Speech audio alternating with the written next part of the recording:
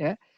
Entonces, para comenzar, lo que vamos a hacer es presentarles la parte que nos está faltando respecto a las ETL, que en sí es material complementario a lo que ya han visto. Como les decía en la clase pasada, todo lo que habíamos visto hasta antes de hoy está relacionado directamente con la entrega de la próxima semana. Así que eso les debería servir para poder llevar a cabo lo que tienen que hacer en el proyecto, pero lo que vamos a estar viendo hoy día está relacionado con temas adicionales que pueden surgir en un proyecto tradicionalmente, ¿ya? Sobre todo al momento de construir las ETL.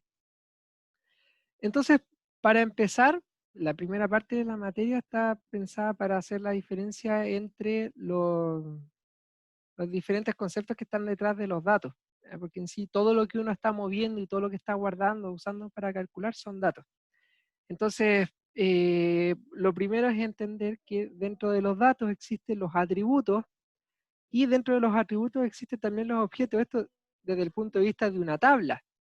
Entonces, como se ve en el ejemplo acá, nosotros cada uno de los registros de la tabla corresponden a un objeto y los atributos son las diferentes propiedades que puede tener algún objeto. Como lo hemos visto a través de las dimensiones en sí tienen atributos que caracterizan un concepto en general, ya sea conceptos de productos, conceptos regionales, conceptos de personas, etcétera. Y cada una de esas filas dentro de la dimensión corresponden a alguna entidad, por ejemplo, como decía, persona, entonces cada fila de la dimensión de persona o cada objeto de la dimensión persona corresponde a una persona en particular que tiene nombre, estado civil, apellido, datos de contacto, etcétera. Entonces en sí, en ese sentido, uno se puede encontrar con diferentes tipos de atributos. En general, los primeros, por ejemplo, que son los nominales, que en general son datos categóricos que te entregan alguna característica dentro de ese objeto. Hay otros que son de tipo ordinales, que como da ahí como por ejemplo, da como ejemplo los rankings, y son formas de ordenar, como dice el nombre, a los diferentes objetos, ya sea por un ordenamiento en una cierta escala, algunas graduaciones, rangos en particular, etcétera. Entonces me ayudan a clasificar.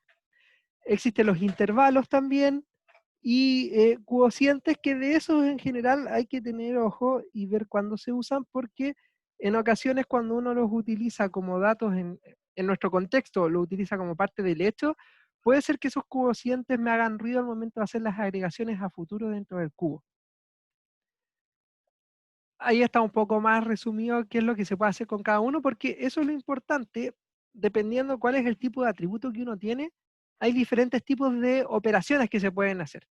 Relaciones de igualdad, relaciones de ordenamiento, si está abajo o sobre, si es mejor o peor, etcétera. Entonces eso uno lo puede, ese tipo de operaciones se pueden utilizar. Operaciones aritméticas, ya sean sumas, restas, en otros casos uno puede hacer divisiones, multiplicaciones, así. Entonces hay que tener claro que esas operaciones se pueden hacer dependiendo del tipo de datos que uno tiene, ¿ya? Aquí está otra vez resumido los tipos de propiedades que uno puede utilizar o ejercer sobre estos atributos. Asimismo, dentro de la parte numérica, uno puede establecer los atributos continuos y los discretos, y esto es importante porque en ocasiones al momento de hacer un cálculo o un indicador, los resultados tengo que manejarlos de acuerdo al tipo de dato que voy a tener.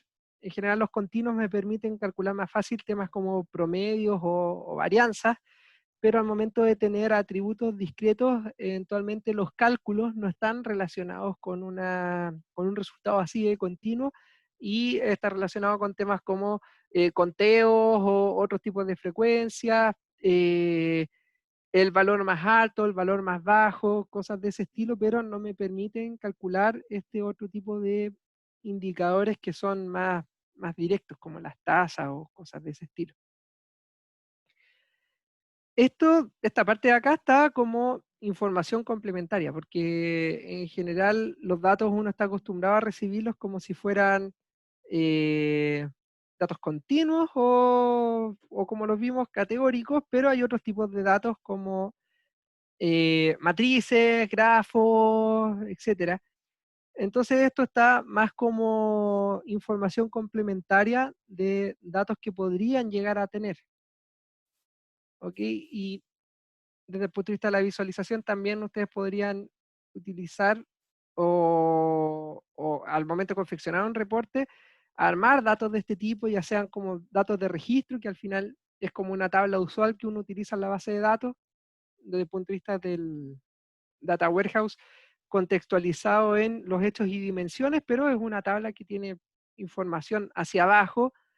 Pueden ser a nivel de matrices, que uno combina los datos dentro de filas y columnas,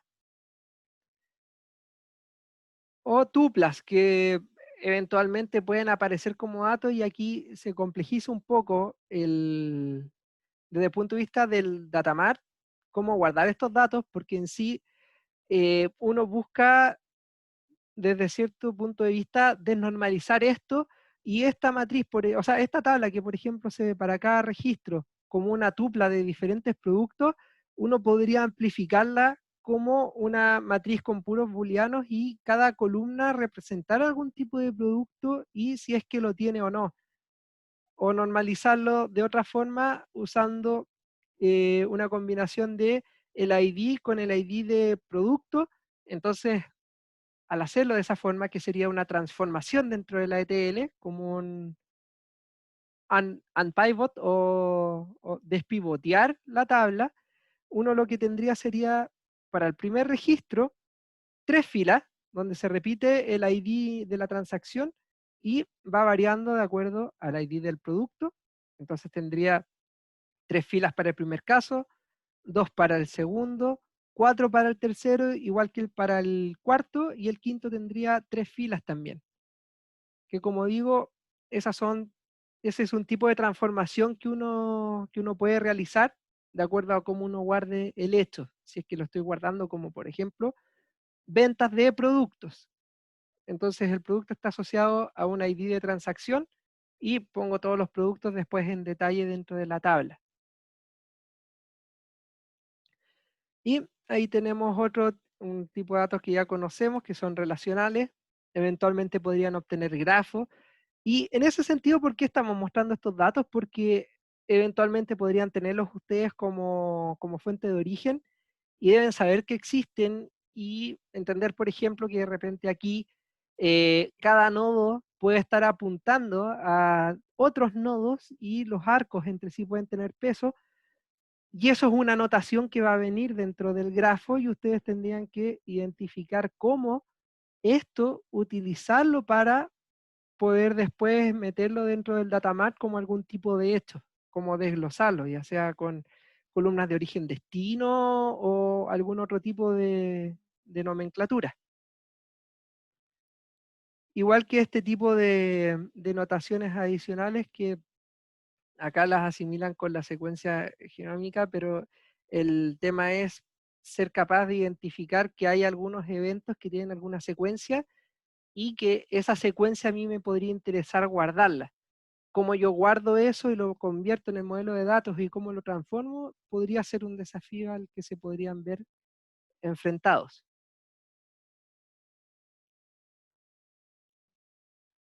Bueno, eso es como un, un, es- un espacio breve para que tengan conocimiento de qué forma pueden venir los datos, porque en general uno está acostumbrado a recibir la tabla solamente, pero de repente pueden aparecer este tipo de datos que tienen otras estructuras.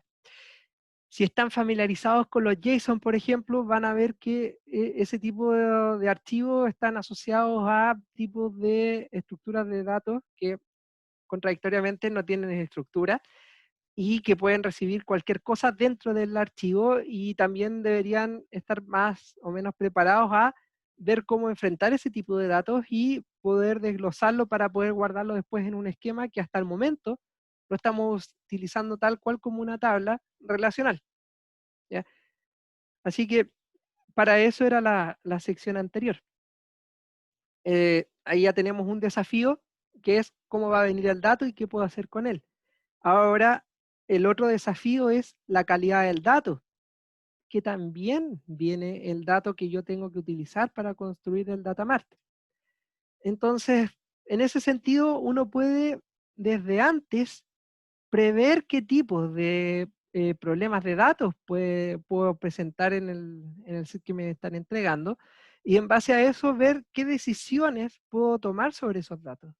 En ocasiones y en algún grupo que presentó apareció ese inconveniente, que tenían una columna que la cantidad de nulos era muy grande. De hecho, la excepción era que la columna tuviera un dato que no fuera nulo. Entonces, ahí la pregunta es, ¿qué hago con ese campo?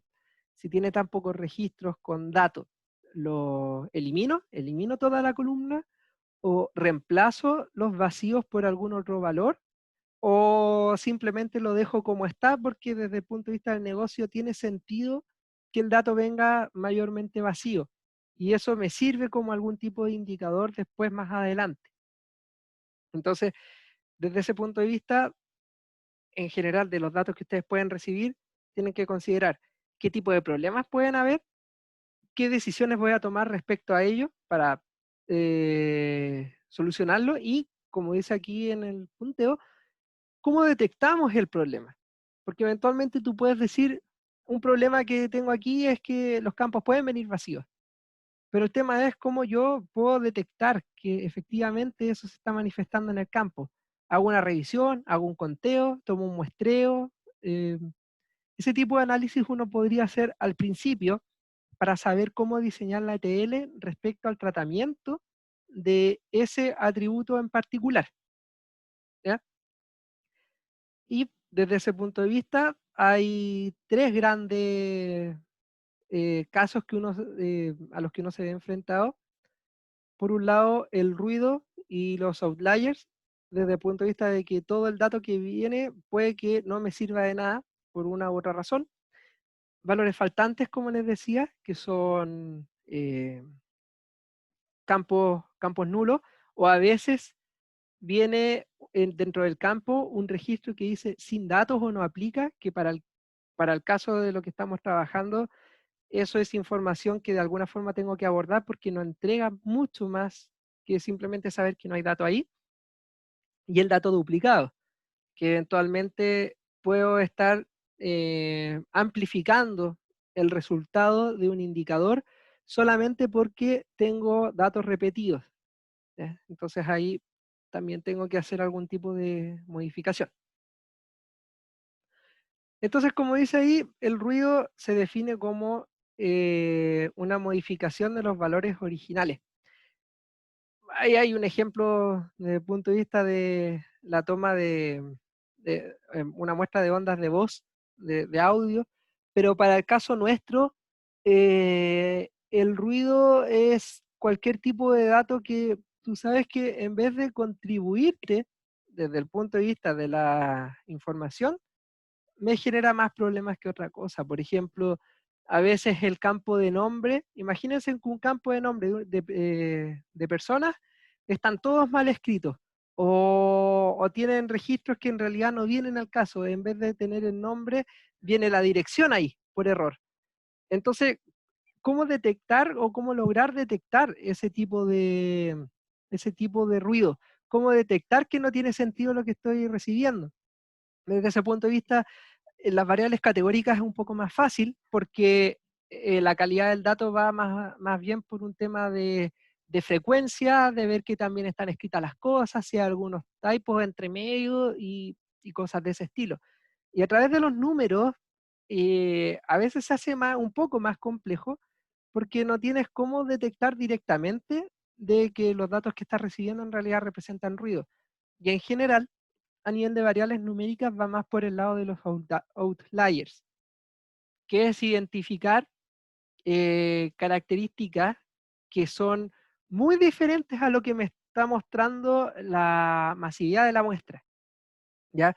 Desde ese punto de vista, no sé cuántos habrán hecho ramos relacionados a la parte estadística, pero en general estos son los datos que están en las colas de las distribuciones de datos, entonces es relativamente fácil detectarlo, porque uno ve que es un número que se escapa, que tiene órdenes de magnitud muy altos o que tiene un orden de magnitud muy bajo respecto a la normalidad, que se escapan del promedio, por ejemplo, o de repente uno establece un histograma solamente para ver el comportamiento del dato, y con eso me puedo dar cuenta de que hay algunos que están muy fuera de la cola.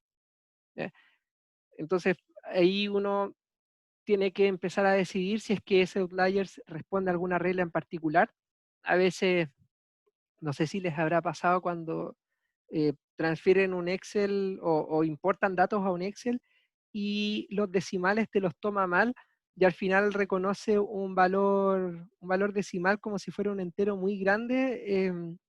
Ese es el tipo de problemas a los que uno se podría enfrentar, y cuando uno logra detectar la razón del outlier, podría ser sencillo establecer una modificación que lo deje en el rango que quiero, y otras veces simplemente tengo que decidir si quiero conservar el dato o no, porque en realidad escapa mucho y no se puede controlar el dato para dejarlo en un rango normal. Y uno de los más usuales, los valores faltantes, eh, como dice ahí, en general, la razón es porque el dato, la toma del dato no fue muy buena, entonces la gente o no responde o simplemente no, por omisión, directamente quien llena el formulario puede que no ingrese el dato. Otras veces los registros no aplican, entonces, como no aplican, en vez de describir que no aplican, simplemente lo dejan vacío y ahí se vuelve dificultoso detectar por qué está en blanco, pero pueden ser una de esas dos razones. Entonces ahí surgen hartas alternativas para resolver esto. Una es simplemente descartar la fila que tiene el registro nulo. La otra es, de acuerdo a valores similares, estimar cuál es el valor que está ahí, si es que es posible hacer algo de ese estilo, o simplemente ignorar que falta el valor. Que si la ETL te levanta una alerta y te dice este campo es nulo, tú le dices ya, voy a dejar que pase igual porque me sirve guardar el dato nulo. En general, se toman el primero y el último enfoque. Hay veces que uno puede utilizar el segundo, pero el problema que tiene es que esa estimación de cuál debería ser ese valor, a veces se vuelve tan pesado como el proceso de carga mismo. Y a veces no vale la pena gastar tanto recurso para completar ese registro, y es mejor dejarlo pasar y tomar alguna de los otros dos objetivos. ¿Ya? Porque no es tan directo establecer cuál es el valor que está faltando. Y finalmente, los datos duplicados, que en general, si fuera algo simple, lo único que habría que hacer es simplemente colapsar los datos, y de hecho muchas de las ETLs... ¿Aló? ¿Sí? ¿Sí? Se ve el profe, parece. Parece que lo perdimos, profe. No, no se escucha. Ya, ¿ahora me escuchan? Ahora sí. Ahora sí, Disculpen, pero a mí no me escuchan tampoco. ¿en qué parte me quedé? ¿O dónde dejaron de escucharme? Partiendo la diapositiva, más o menos. Ok.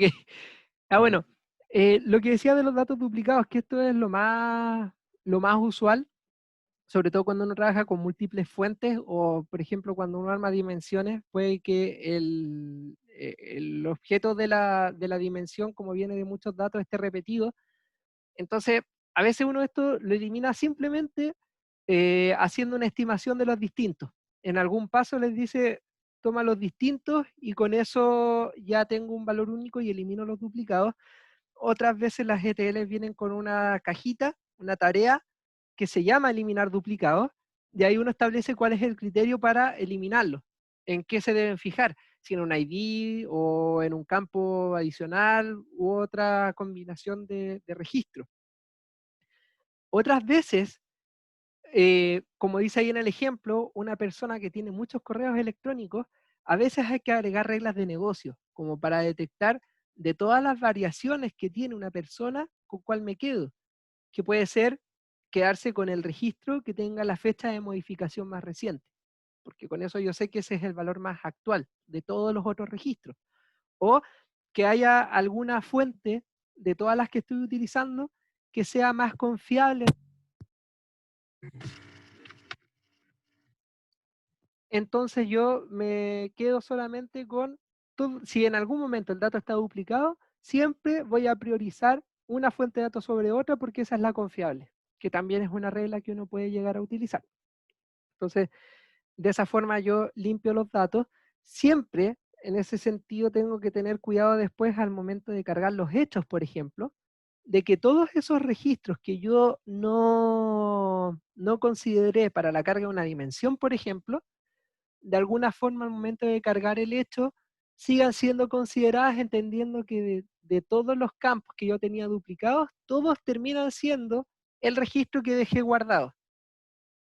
Entonces así yo no pierdo la trazabilidad de un hecho solamente porque el registro que venía desde su fuente no está formando parte de la dimensión. ¿Ya? No sé si se entendió bien esa última parte. Así que, si es que alguien tiene, si es que no se entendió, me pueden hacer la pregunta.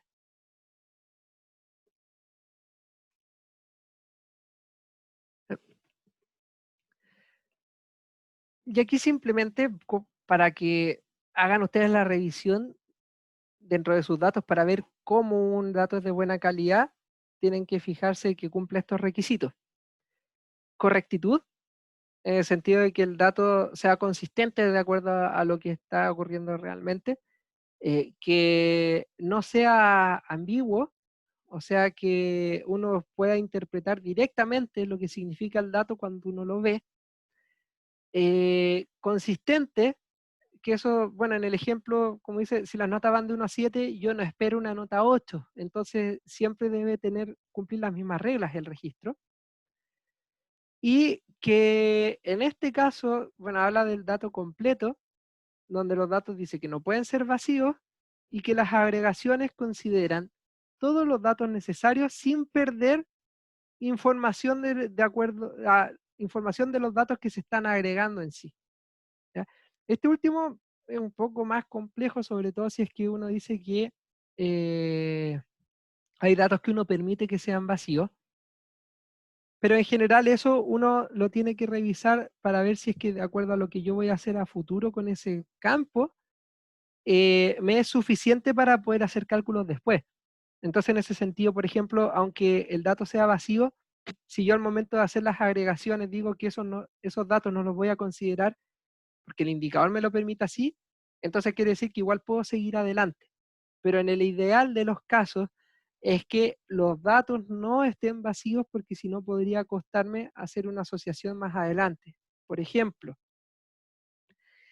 a pesar de que como buena práctica, ya lo vamos a ver, uno puede hacer la salvedad dentro de las dimensiones, es de esperar de que cualquier hecho que yo vaya a guardar dentro de la tabla FACT sea fácil de asociar a algún registro de cada una de las dimensiones que existen. O sea, no puede ser que un hecho no esté asociado a algún valor dentro de cada una de las dimensiones que componen el modelo estrella. ¿Ya? Si es que en algún momento hay una fact que yo no puedo asignarle un ID dentro de una dimensión, quiere decir que hay un problema porque debería ser capaz yo de asociarlo siempre a algún valor. Es por eso que cuando uno hace las ETLs en el orden, primero yo hago toda la carga de las dimensiones y después de la fact, porque se supone que después cuando yo cargue la fact, debería poder vincularlo directamente a algún valor de las dimensiones. Entonces ahí yo puedo verificar si es que el dato realmente está completo o no. Es uno de los casos donde yo podría exigir podría definir o exigir que el dato sea completo. ¿Ya? De ahí esto que viene acá son ejemplos solamente de qué es lo que puede pasar si es que los datos vienen erróneos y hay hartos casos donde uno puede cuantificarlo en términos de capital, o sea, cuánto se perdió por tener mal los registros y las consecuencias de no tener datos actualizados o bien ingresados. Así que ahí se los dejo para que ustedes hagan la revisión después, más adelante. Y finalmente, lo último que les quería comentar está relacionado con los metadatos, que es información que está anexada a todo este modelo que estamos construyendo para poder facilitarme después el trabajo periódico que tienen las ETL. Entonces, en sí, la metadata, como dice su nombre, se refiere a los datos dentro de los mismos datos. Como dice la diapositiva, lo que busca la metadata es responder algunas preguntas sobre el data warehouse. Esto, en general, no sé si alguno de ustedes lo habrá visto en algún otro curso, sobre todo en la parte de programación o cuando uno levanta proyectos de software y bueno, en general en cualquier tipo de proyecto, siempre hablan de lo importante que es la documentación. Y en ese sentido siempre se le da un valor importante a ello porque en el caso de que alguien quiera entender qué fue lo que se construyó o en algún momento cambia el responsable dentro del proyecto, la documentación va a ayudar a que no se resienta tanto el reemplazo o el cambio que hubo internamente dentro del equipo. Y así si alguien externo también quiere revisar lo que uno hizo, en la documentación va a estar toda esa información. En ese sentido, la metadata cumple el mismo objetivo, pero la forma en que uno almacena esta información está dentro de la base de datos. Entonces, ¿qué tipo de información busca responder? Como dice ahí, cuáles son los datos que se utilizan, cuáles son las fuentes de origen, cómo se realizan ciertas sumarizaciones, agregaciones, cálculos, por ejemplo, las queries para acceder a los datos, otros que no están ingresados ahí. ¿Cuándo se hizo la última actualización o la última carga? ¿Cuántos registros pasaron? ¿Cuántos registros no pasaron? ¿Cuántos potenciales errores se registraron? Etcétera. Es información que a mí me sirve para poder hacer gestión sobre lo que yo desarrollé. Entonces, esto nos forma parte del modelo estrella. El modelo estrella, su objetivo es informar respecto a alguna necesidad de negocio, pero sí viven dentro de este esquema como tablas auxiliares donde yo voy a obtener toda la información respecto al proceso de construcción y alimentación de ese modelo estrella. Entonces, como dice ahí, esta metadata me permite transformar datos en información, como para saber qué tipo de datos son los que están ingresados y obviamente transparentando todo lo que está ahí adentro, también poder confiar en los datos. Saber que el cálculo que se está haciendo está bien, que la cantidad de registros son los que deberían estar ingresados, que los procesos se están ejecutando bien, etc.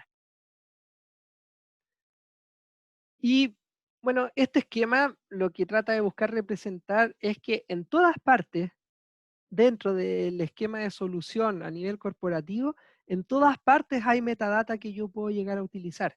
O sea, no sé cuántos de ustedes están familiarizados con los diccionarios de datos, de las bases de datos, pero ese es un ejemplo de metadata asociado a la base, donde me describen las tablas que hay, las columnas que tienen, qué tipo de datos son, cuántos registros hay actualmente, cuántas filas tiene la tabla y cosas de ese estilo, que es información asociada a la base de datos, que está guardada en otra base, pero simplemente me entrega ese nivel de detalle. Después, si yo quiero navegar sobre la base, tengo que hacer las consultas típicas, pero siempre hay un lado dentro del administrador de la base que contiene información detallada respecto a cómo están construidos todos los sets de datos que están dentro de la base misma. Entonces, siempre van a encontrar algún tipo de metadata en ese sentido. Como dice ahí, desde el punto de vista del Data Warehouse, información que hay dentro de la metadata, las tablas existentes, las llaves entre sí, cuáles son los atributos, a lo mejor definiciones respecto a los indicadores que se podrían llegar a calcular o las medidas que están dentro de la FACT, información respecto a las actualizaciones, cuáles son las fuentes de datos, los procesos ETL, etc.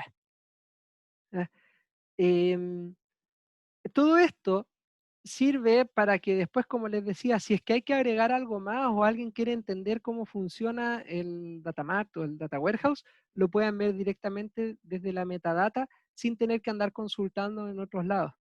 Entonces es una forma de mantener bien ordenado lo que ustedes mismos construyeron para hacerlo transparente al equipo de trabajo. ¿Ya? Acá, como ven, algunos otros ejemplos,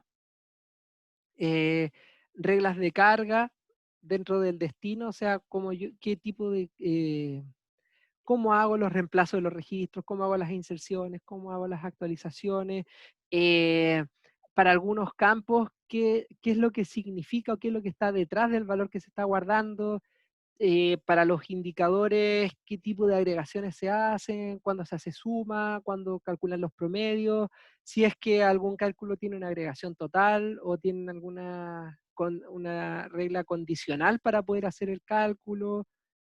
Creo que lo hablamos la semana pasada, pero de repente yo tengo que hacer conversiones u homologaciones dentro de los datos porque vienen de diferentes fuentes. Entonces, esas definiciones de cómo yo hago la conversión de un dato de origen al de destino, también los podría tener descritos aquí e incluso podrían ayudarme como referencia para hacer los cambios más adelante. Entonces utilizo estas tablas como referencia para hacer las conversiones futuras también. Por otro lado, asociado a las ETL, ¿cada cuánto se ejecutan? ¿A qué frecuencia? Un historial de extracciones.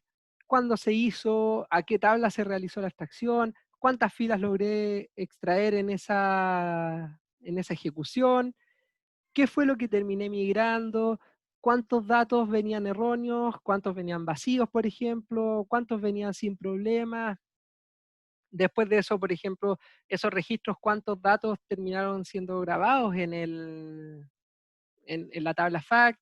¿O cuántos atributos de las dimensiones fueron actualizados? ¿Cuántos fueron ingresados como nuevo registro?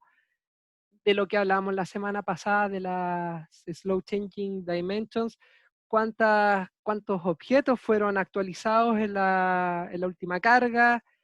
¿Qué tipo de cambios tuvieron? Cosas de ese estilo. Y como dice ahí lo último, para el usuario final, qué tipo de consultas están disponibles, la estructura de seguridad, desde el punto de vista de qué tipos de datos son los que pueden ver o hasta dónde pueden llegar a ver, definición de los dueños de los datos, si es que tengo un problema en el origen o lo tengo con el destino, saber con quién tengo que conversar. Lo mismo si es que quiero agregar una columna, por ejemplo, y no sé dónde está, pero sé en qué base está. Con esto podría ver a quién le tengo que preguntar o a quién le tengo que pedir que me incorpore una columna adicional, etc. Entonces, en ese sentido, la idea de la metadata es simplemente entregar información adicional en la construcción del data mart o el data warehouse para que después la administración me sea más sencilla. ¿Ok? Entonces acá aparecen algunos ejemplos de cómo se administra esto, porque como en todas las cosas tiene que haber un responsable, sobre todo cuando hay cambios de fuente o cambios de definiciones, no solamente hay que desarrollarlo, sino que hay que avisarle al responsable de que hubo una modificación dentro de cómo se entendía el negocio, por ejemplo, y los campos, y eso poder incluirlo dentro de la metadata para saber que de una fecha hacia atrás había un indicador que se calculaba de cierta forma y que de esa fecha en adelante la definición se cambió. Por lo tanto, yo no puedo comparar los resultados desde ese punto en adelante y hacia atrás porque la forma de calcular es distinta. Entonces, esa salvedad tiene que estar detallada en algún lado, porque si no, la gente, cuando mire el indicador, no va a entender por qué desde una fecha hacia atrás tenía unos valores más altos o más bajos en comparación con lo que pasa después. Siendo que se explica tan simple como que la gente decidió que lo iban a calcular de otra forma de ahí en adelante. Y esas marcas son importantes tenerlas dentro. Bueno, y todo lo que conversamos, uno lo puede guardar desde dos puntos de vista. Al usuario final le pueden interesar toda la información respecto a lo que él mismo va a utilizar. Desde el punto de vista técnico, le interesa todo lo que está ocurriendo detrás para poder cargar la información en el Data Warehouse. Entonces, uno puede entregar información desde esos dos puntos de vista y dejarlos bien separados dentro de la metadata. Eventualmente uno tiene que tener cuidado en cómo diseña este repositorio, porque a veces por tratar de abarcar mucho, puedes terminar con un modelo tan grande como esto que ven acá. Este modelo no es un datamart, no es una aplicación, es un modelo de datos gigante para administrar la metadata de un data warehouse. O sea, esto uno podría decir que es el objetivo final. Uno esperaría poder tener esto algún día, pero también hay que considerar que para poder tener algo así, uno también necesita un grado de madurez dentro del proyecto para poder guardar toda esta información, porque la metadata, como es información relacionada a los procesos, y se alimentan de los procesos en sí, quiere decir que al momento de desarrollar las ETL, yo en cada punto debería ser capaz de contribuir con algún registro a alguna de estas tablas. Entonces, al principio, cuando uno está construyendo el data mart, y ustedes lo van a ver cuando vayan avanzando en la entrega que tenemos ahora, ustedes van a ver que van a estar muy pendientes de lograr el proceso que está enfocado al data warehouse, y van a querer dejar eso bien cerrado. Pero los puntos de control que son necesarios para llenar esto es prácticamente en cada una de las tareas que tienen asignadas. Entonces, va a llegar a un punto en que si se preocuparan de esto, va a hacer un trabajo adicional sobre lo que ya tienen. Por eso, en general, nosotros a nivel del proyecto de curso no pretendemos que agreguen esta parte, sí que sepan que esto podría ayudarles a tener mayor control sobre lo que están haciendo y, por ejemplo, manejar los errores que ocurren y cosas de ese estilo.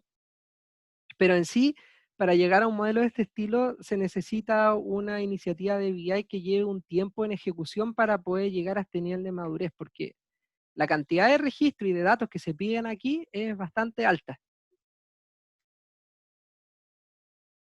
Entonces, bueno, aquí hay una página web donde ustedes pueden ver información de cómo uno debería llevar la metadata y como un tema de buenas prácticas desde ese punto de vista. Y bueno, acá como ejemplo se habla del diccionario de datos, entonces se explica un poco cómo uno debería construir una metadata basada en una base de datos, que les hablaba yo del diccionario. ¿Ya?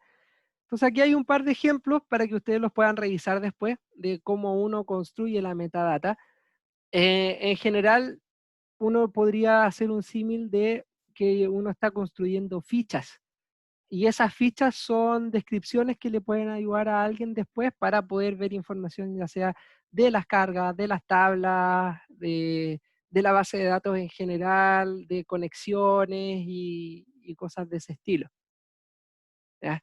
Obviamente igual hay que tener cuidado con esto porque es una base de datos adicional, entonces uno tiene que ver a quién se le da acceso a esto y también por el tipo de datos que uno puede guardar acá, no entregar más información de la que el usuario pueda digerir, en el sentido de que comprenda qué es lo que qué es lo que está viendo. Ya se supone que la metadata tiene que ayudar a entender mejor cómo funcionan los procesos y no complicar más de lo que ya es todo este entorno que para algunas empresas puede ser totalmente nuevo a la forma en que estaban haciendo las cosas previamente.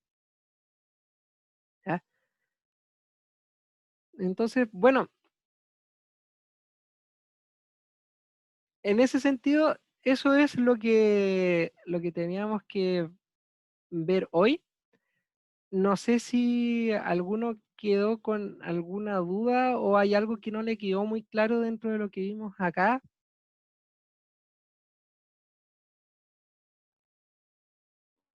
De momento no, profe. Ok, Creo que bueno, fue claro. ya, gracias. Entonces, bueno, como les digo, para que lo tengan en consideración, estos son temas como de prácticas, en el sentido de cómo uno debería llevar la información complementaria al proyecto en sí. Siempre en cualquier lado les van a terminar preguntando, ya sea por la documentación o alguien a lo mejor más purista les puede pedir la metadata asociada. Entonces, cuando les piden eso, se refieren a esto, ¿ya? Eventualmente algunas herramientas de TL hablan de metadata, pero cuando uno entra a ver a qué se refieren, es más como la definición dentro de la tarea que uno está asignando. O sea, uno pone una cajita y la parte de metadata está asociada a responder qué es lo que quiere que haga la tarea, respecto a qué campos quieres considerar o qué transformaciones quieres hacer. Entonces, ahí es donde cambia, donde puede cambiar el concepto, pero siempre es lo mismo, es explicar cómo se hacen las cosas, ¿ya? Así que eso es para que lo tengan en consideración. Como ya pudieron haber visto en Ucursos, cambió la fecha de entrega para la próxima semana, así que aprovechen el tiempo que se tiene para hacer consultas, ya sea a mí o a Felipe o a alguien del cuerpo docente, pero aprovechen de hacerlas para poder tener una buena entrega y presentación la próxima semana. ¿Ok? Así que eso sería por esta semana. Ya cualquier cosa podemos seguir hablando por el foro. ¿Ya? Eso. Ok, gracias, profe. Ya, Profe, pues, una última cosa. ¿sí? ¿Sería posible correr el UTEST para mañana? ¿Para cuándo está? ¿Para hoy? Para, Hoy. para hoy. Eh, Deja consultar, porque el UTEST creo que lo tiró Felipe, así que ahí no puedo meterme directamente con sus tiempos. Pero deja ver, deja hacerla, o haz la consulta por Ucursos por último para que la lea Felipe. Vale, ok. ¿Ya? ¿Listo? Hablamos Ya, entonces. Que estén bien. vale, gracias. Chau. Chao, chao. Chao.